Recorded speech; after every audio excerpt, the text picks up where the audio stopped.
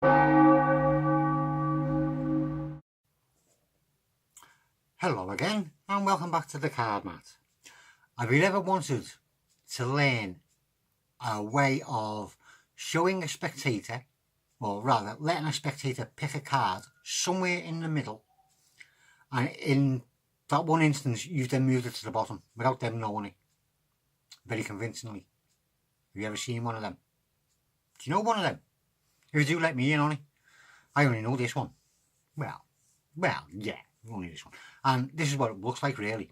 You say, tell me when to stop, and you just dribble the cards on the table so they say stop, and they stop on the King of Hearts, and then you just dribble the cards on the table.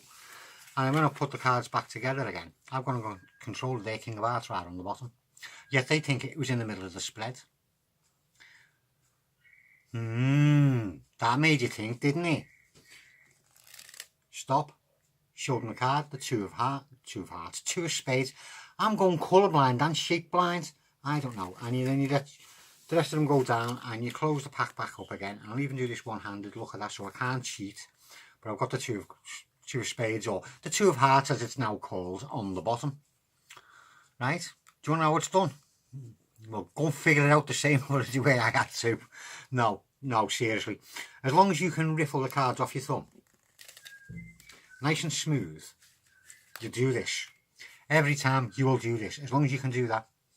Nice and smoothly, so you're dropping card by card, not chunks of cards. And that's basically all you need to do. Basically, there's just one other thing. You need to tilt them on a 45-degree angle to the table, just so that gravity lets them fall down. When you're doing it, make sure that your fingers are on the mat. Don't do it on a wooden table. You might get splinters because you've got to rag your fingers across the table, right? So make sure you've got a mat.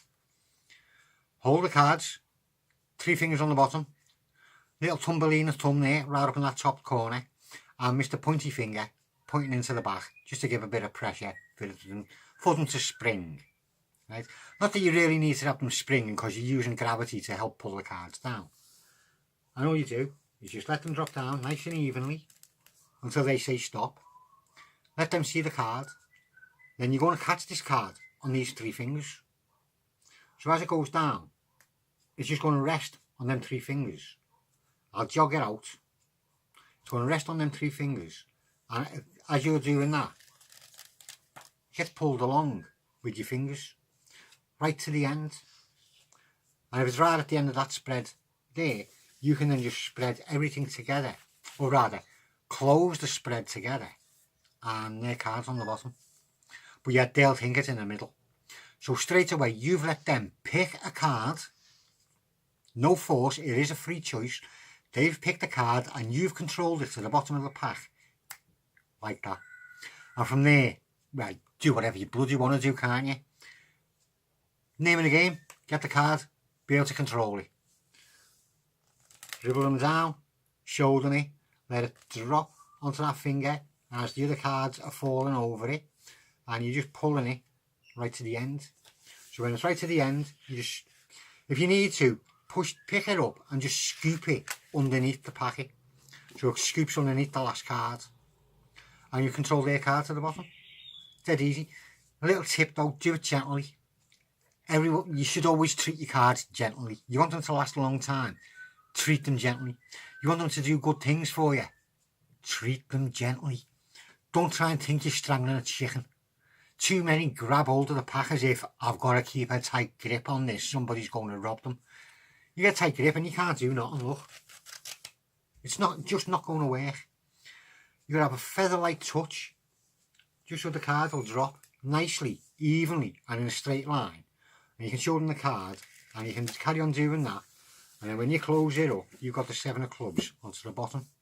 That's simple. Give it some practice.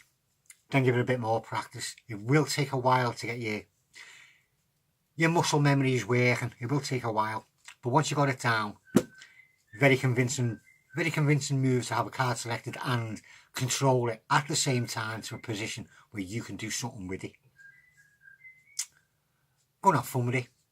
I'll see you again soon.